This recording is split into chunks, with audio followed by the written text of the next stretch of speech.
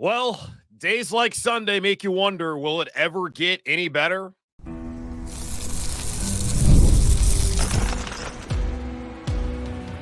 You are Locked On Panthers, your daily Carolina Panthers podcast. Part of the Locked On Podcast Network, your team every day. Welcome into another edition of the Locked On Panthers podcast, a part of the Locked On Podcast Network. I'm your host, as always, Julian Council, talking Carolina Panthers with you every Monday, Tuesday, Wednesday, Thursday, and Friday. Your team every day. That's our motto here on the Locked On Podcast Network. Subscribe or follow the show for free on YouTube. We're typically following every Carolina Panthers game. I am live. Was not live this past Sunday, but I'll be live again this Sunday as the Panthers head over to Denver to face off against the Broncos. If you ever miss a live episode on YouTube, it'll be right there, still on the YouTube channel feed, or you can listen to it wherever you listen to your favorite podcast. And be sure to follow me, Julian Council, on Twitter at Julian Council, where on Wednesdays throughout the regular season, I answer your weekly Wednesday mailbag questions. All you got to do is either at me or DM me on Twitter to get those questions into me now. And with things being pushed back this week, has me not doing the show on Sunday and having things kind of pushed back. Get those questions in. I'll answer them all on Wednesday. Going to be recording probably later on in the day than I typically do. So get the questions into me at Julian Council. Today's episode is brought to you by Hillsdale College. Go right now to hillsdale.edu/lockedon to enroll. There's no cost, and it's easy to get started today. The Carolina Panthers 7, the Washington Commanders 40. Yet another embarrassing Sunday afternoon for the Panthers. And I was happy that I did not to see this one live. I got back home earlier this afternoon from Charleston. I had talked to you all about I was going to a wedding and really wrestled with whether I should do it. Never want to miss a Sunday and not be there to talk about this game with y'all and for y'all, and did feel kind of guilty. But then I looked to see what the score was after the ceremony, and it was 20-0. And I saw Andy Dalton had thrown a pick six on the Panthers' first drive. I was like, you know what?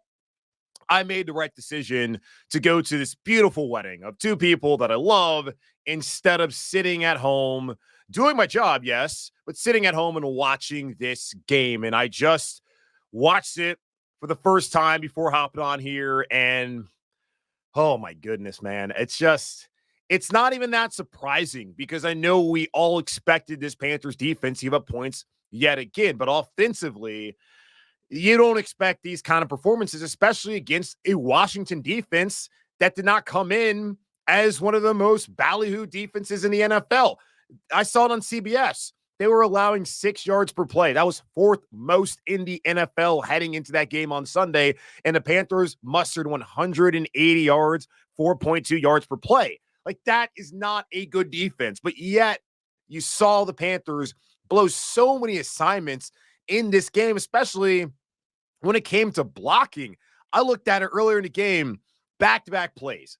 Ian Thomas, who's only on the team to be a blocking tight end, and then JT Sanders, who's had his struggles as he has a step up, as Ian Thomas and Tommy Trimble, who missed this game, have both been dealing with injuries so far this season. Back-to-back plays, those guys whiff on blocks, kill a drive. Later on, 3rd down and 1, Ian Thomas is pulling, is not able to block Thielen Farrell. That leads to no gain on the play. It's 4th and 1. Carolina's already down 17-0. They're getting desperate, and they go for it. And who misses yet another block?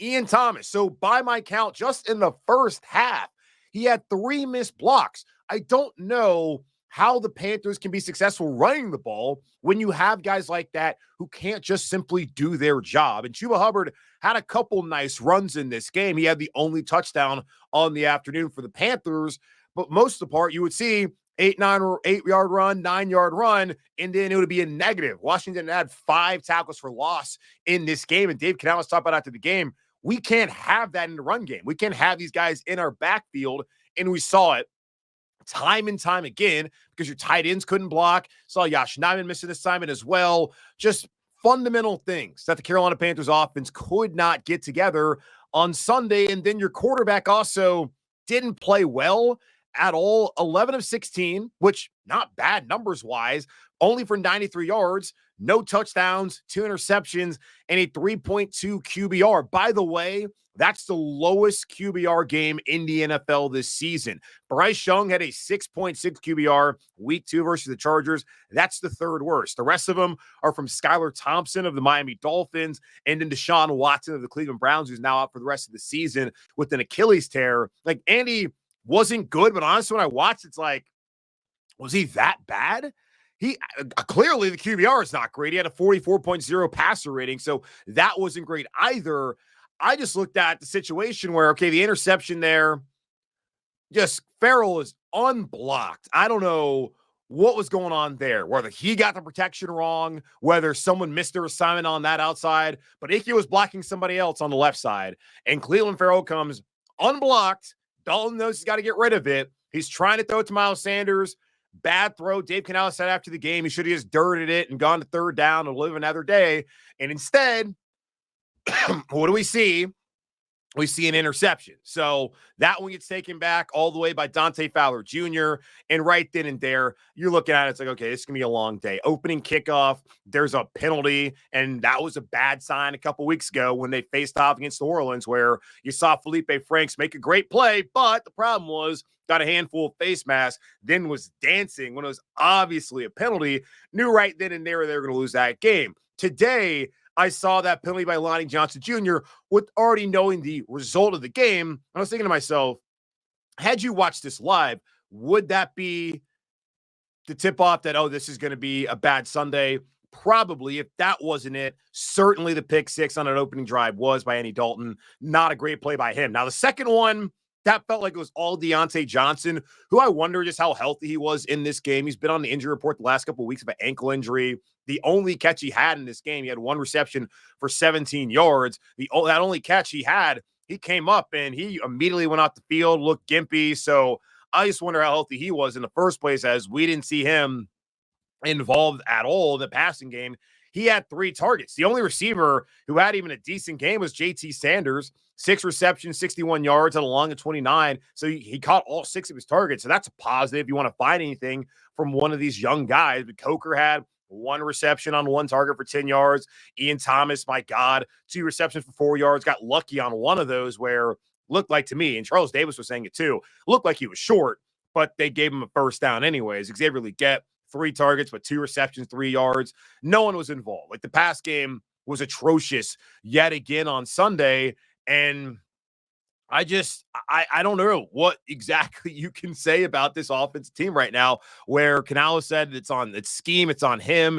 It's also just on players executing, and it feels more like an execution issue more than anything when you have positive run plays, but then your tight ends aren't blocking, offensive linemen are also blowing assignments, and you're sitting there in the first half where your drive chart looks like this: interception return for a touchdown, punt, another interception because the receiver, Deontay Johnson, that situation seemed to just either end his route too early or run the wrong route. Like, Dalton's looking at him like, what are you doing there in that situation? That clearly felt like, to me, that was on Deontay Johnson. Now, I have not looked back at what Dave Canales had to say after reviewing the film. We'll do that on tomorrow's show like we typically do. Just things, again, a little bit delayed with your boy being out of town on Sunday. But interception, punt, turnover on downs, punt, and then the end of half. It was a brutal watch. And right then and there, you're down 27-0, and the game is over yet again at halftime. So we're looking at New Orleans game was over at halftime.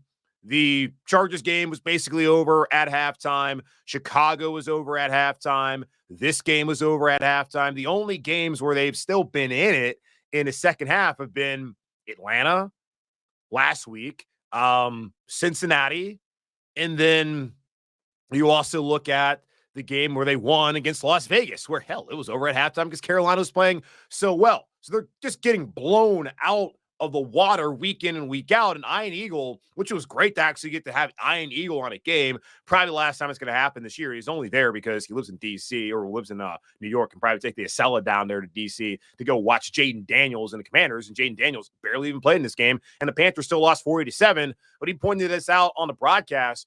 The point differential for Carolina, that's really where you can tell whether a team is any good or not in the NFL. Like, I'm looking at it right now over on ESPN.com, just point differentials with NFL standings. You have teams like Atlanta who have a 4-3 record, but they have a minus 6-point differential. So clearly that's a fraudulent team. Carolina has by far the worst point differential in the NFL through 7 games, minus 133. And Ian said that is the largest point differential to start a season since the 2020 New York Jets, who finished with a 2-14 record.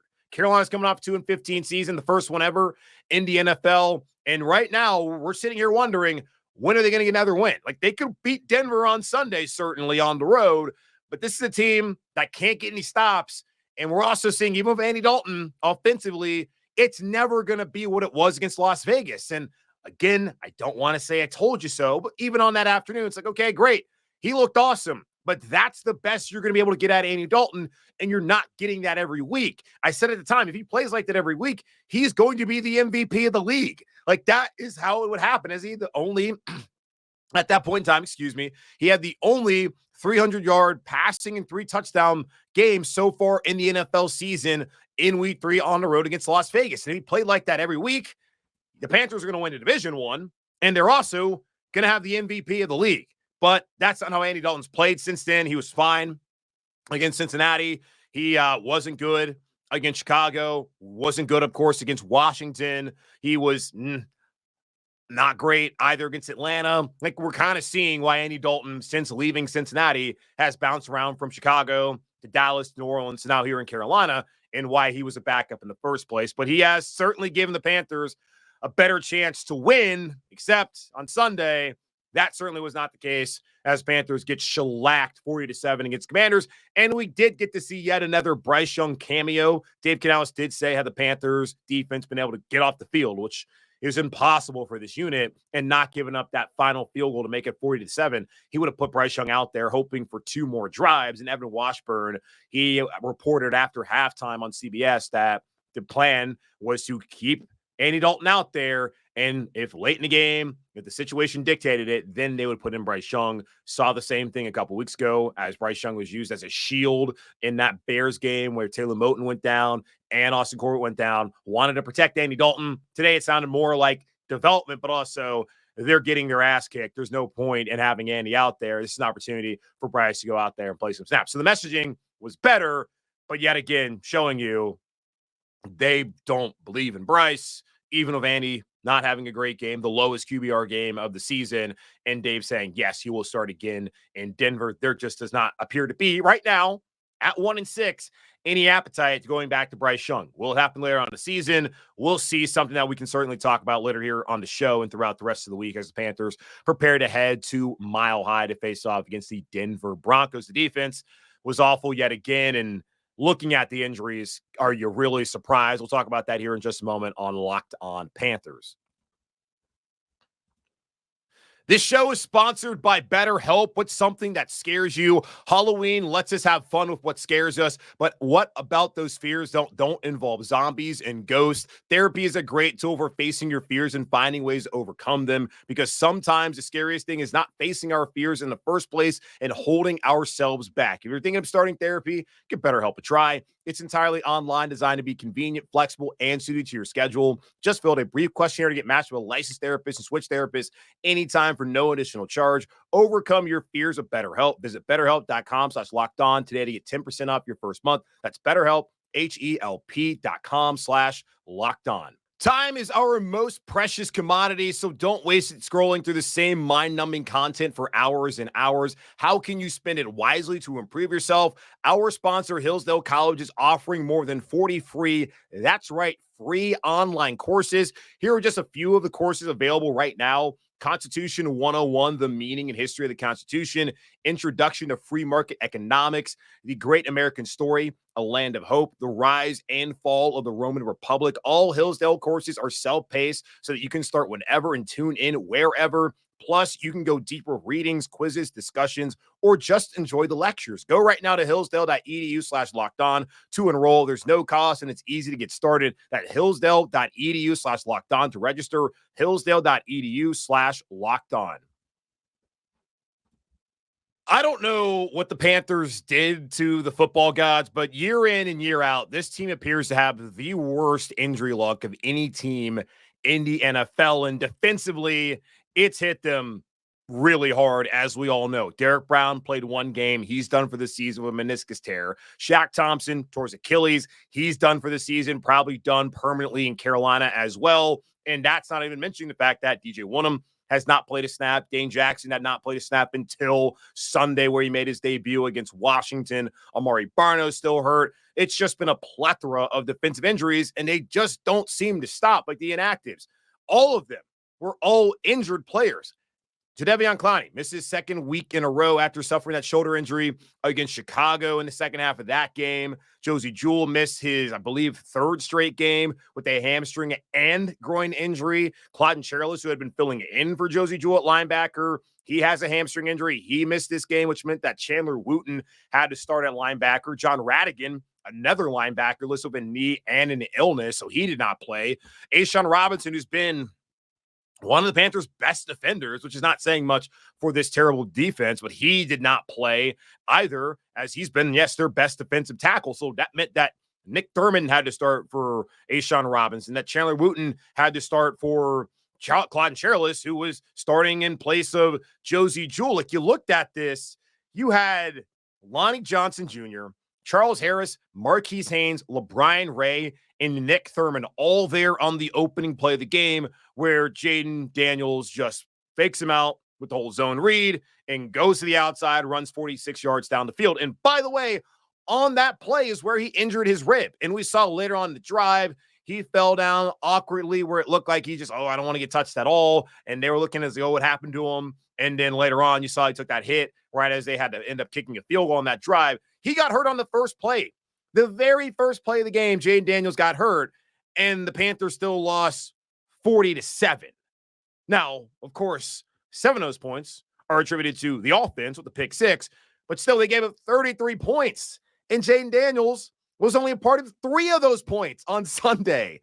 The Commanders had 421 yards of total offense, 214 rushing yards, and they just ran it down the Panthers' throats throughout this game. 5.8 yards per attempt. Marcus Mariota, best I have seen of Marcus since, like, I was living in Tennessee. The playoff game where he threw a touchdown, literally threw a touchdown pass to himself. They went on the road and beat KC that afternoon when it was still Alex Smith, and Travis Kelce got knocked out of a concussion. That's the best I've seen from Marcus Mariota since then, and that was like 2017. We're sitting here, it's 2024. Marcus Mariota is going 18-23 for 205 and 2 touchdowns and looking like the dude who we knew he was out of Oregon. That's just how bad this defense is right now. Jaden Daniels didn't play, and they still gave up 30 points without him on the field. And Darren Gant, Panthers.com, put this out there in his write-up for the inactives. The Panthers only had one player of their anticipated front 7 heading into the season start on Sunday, and that's Shy Tuttle, who's not good. So no A'Shawn Robinson, no Derrick Brown, no Jadeveon Clowney, no DJ Woonem, did not play. Shaq Thompson, Josey Jewell, like I don't think he's even counting Woonem a part of that. Maybe he is, but Shaq Thompson, Josey Jewell, they didn't play as well. Just what are you expecting to happen in those situations? And Dave Canales was asked about this after the game, about the defense. He says that he loves the scheme. I've faced this scheme before. That's part of the reason why he wanted to keep Ejiro Evero. Also, he was held hostage by David Tepper and put in this terrible situation where the injuries just keep piling up on that side of the ball, and the defensive talent has gone down. We saw Frankie Louvu looking like his old self, playing in that Micah Parsons role in Washington, which is why he went there, because he was going to be utilized like that, kind of similar way how Phil Snow utilized him a couple years ago, and they saw him more as an inside linebacker. So you can blame Ejiro Evero for Frankie Louvu not being here if you want to find anyone to blame, but he decided, let me get the hell out of here, and now he's on a 5-2 football team, and honestly, good for him, because why the hell would he want to stay here and keep losing and probably get injured? Because that's just what happens to dudes on the Panthers defense. It's brutal, man. Like, this team was down 20-0 to Washington, and they had 2 passing yards. Two passing yards, and then proceeded to go down the field 92 yards for 8 plays and go up 27-0 at the half. But 2 passing yards, and Washington was up 20-0 against Carolina. Like that, it's tough. And looking just too at the players, when you look at who made tackles on Sunday, Josh Smith-Wade, who got his first extended action as a Panther as they cut Troy Hill on Saturday, which whatever. He's an older player anyways. This is a bad football team. You drafted Shaw Smith-Wade to be your future at nickel. Now, Lonnie Johnson Jr. started at nickel, but Shaw went out there. He had a defensive PI that set up a touchdown a couple plays later from Brian Robinson, had another holding call, but had 8 tackles, 5 of them solo, and which means you gave up a decent amount of receptions, but, he's got to get some experience. But he played. You got Xavier, I'm just going to list off. These are the dudes who played defensively on Sunday who made tackles. You had Shaw Smith-Wade, Xavier Woods, Trevin Wallace, Nick Scott, Chandler Wooten, J.C. Horn, Marquise Haynes, Dane Jackson, Mike Jackson, DJ Johnson, LeBrian Ray, Nick Thurman, Shai Tuttle, Thomas Incoom, Deshaun Williams, Charles Harris, Jacoby Windman, who they just picked up from Pittsburgh, TJ Smith, Lonnie Johnson Jr. Now, I think the Windman one was actually on special teams, but that's the guys who were playing on defense, man. Like, of those dudes, who are you impressed by? J.C. Horn, of course.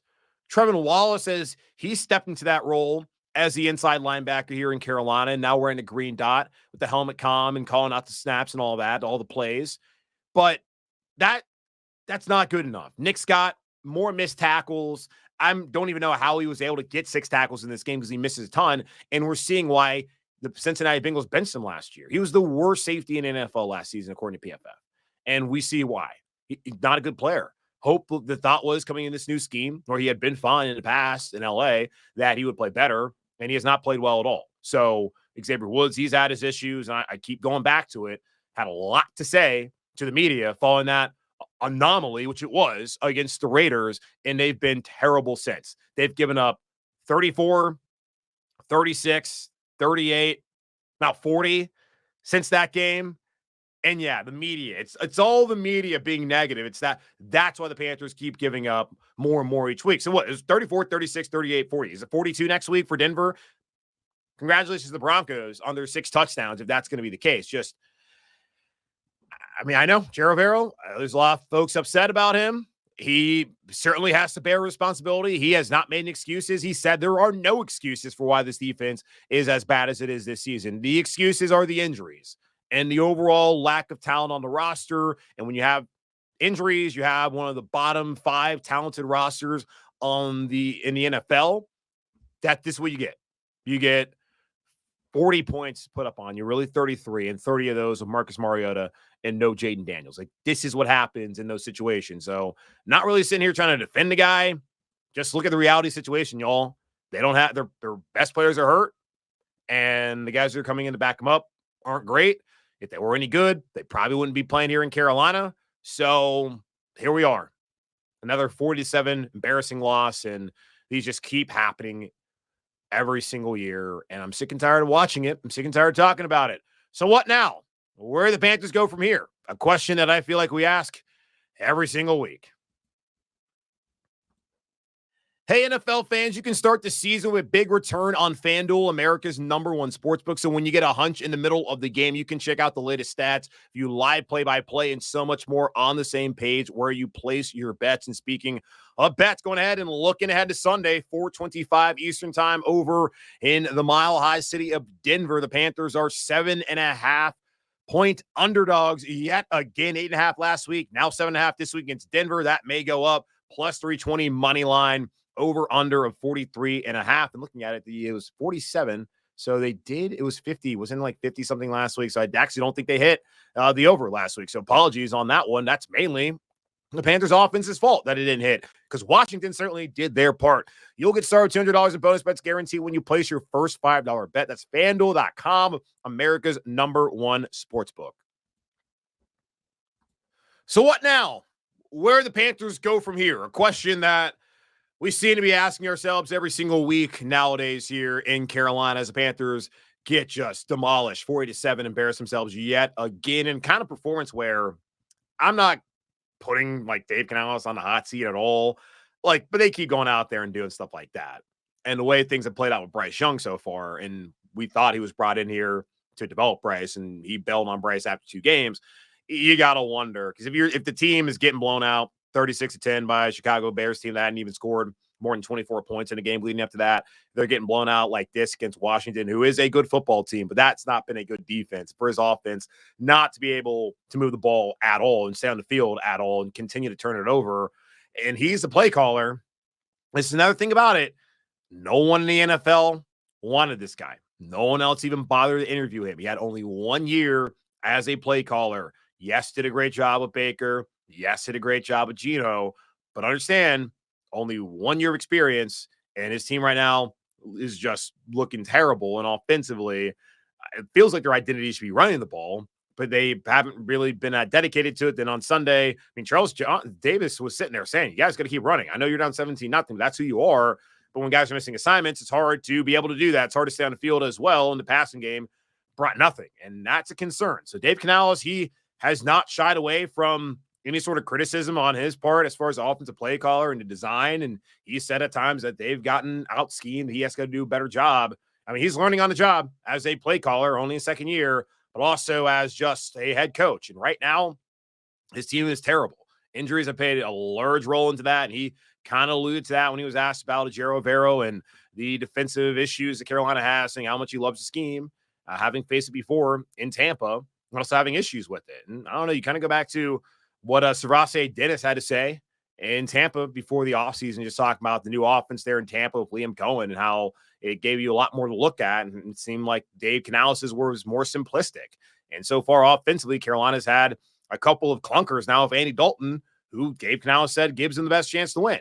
So we'll see how this materializes, because we know David Tepper is a volatile personality as the owner in Carolina. The reason why the Panthers are this bad is because of him and his bad decisions and his heavy-handedness trying to tell football people how to do the football when he clearly doesn't know jack about football, and this team keeps getting bad. And like Chris Carter, who's the host of Locked On Steelers, I remember he brought this up recently, but David Tepper is among a small group of people who wanted to fire Mike Tomlin. All week long, people were talking about Mike Tomlin. How dare you? How could you bench Justin Fields? Pittsburgh went out there and won with Russell Wilson, and now they're 5-2. And he's never had a losing season. So a guy who wanted to fire Mike Tomlin in Pittsburgh, a organization that is a beacon of consistency and is never bad, that's the guy who owns the team now. And this is the guy who decided to hire Dave Canales, and I'm sure Dan Morgan's a big part of that decision, of course, but no one else in the NFL interviewed him. And I'm not saying that Canales is a bad coach. I'm basically, if I've been telling people I'm going to wait to see how the season plays out, mainly reserve my judgment there. When you see games like this, and the offense has another one of those kind of performances, you got to wonder, man, if it keeps happening like this, how much time is this guy really going to get? Or we're going to have another Frank Reich situation where he's only gone after 11 games. I hope not, but I will not put it past David Tepper to do something like that. And I just don't know who they can bring in if that's what happens. Does he go after Ben Johnson for the third year in a row? Probably wouldn't happen, but it's not good.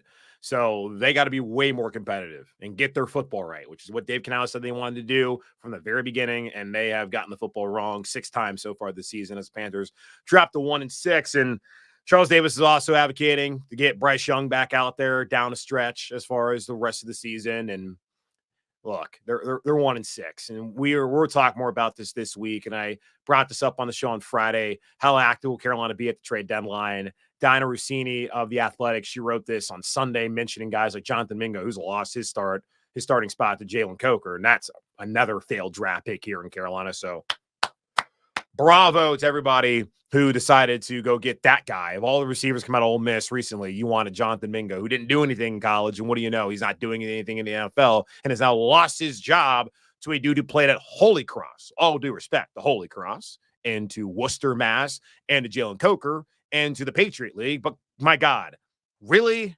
What are we doing here? So yeah, he was a name that was mentioned. Diontae Johnson, Adam Thielen, who's eligible to come off of IR this week. We'll see if he is close to doing that.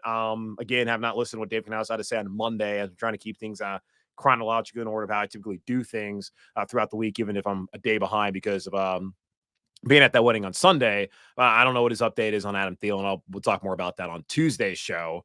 But yeah, like those are all guys that go ahead, trade them.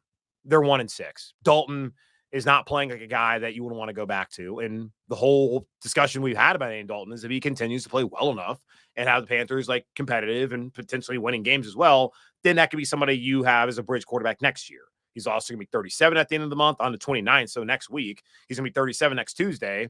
And maybe they can find a younger, more athletic veteran quarterback this offseason to come in to push Bryce if they want to keep doing that, or just to be the bridge to the next guy, or I don't know, maybe try to be the guy if that's something they can convince themselves to do. But we'll see what happens with Bryce Young. Like right now, there's not a single player on his roster really who is worth keeping around and not taking trade compensation for. Like JC Horn is somebody I would say, no, you got to keep that guy. But are the Panthers going to pay him? I would hope so after what they've gone through in the past with the Brian Burns decision not doing that. And Burns was excellent again on Sunday. And the Panthers, again, couldn't get any pressures, only have 6 sacks so far this season. So bravo. And when you're giving up as many rushing yards as you are so far, it's going to be very hard to be in those passing downs. But they're in them. There's no pressure on the quarterback. And you get what you get, like you saw on Sunday where Marcus Mariota carved them up. So it's not good. We'll see what happens. But, yeah, go ahead, ship out Deontay Johnson. We talked about on Friday. They're 1-6. He's barely been here. It's not like they're winning a ton of games with him anyways.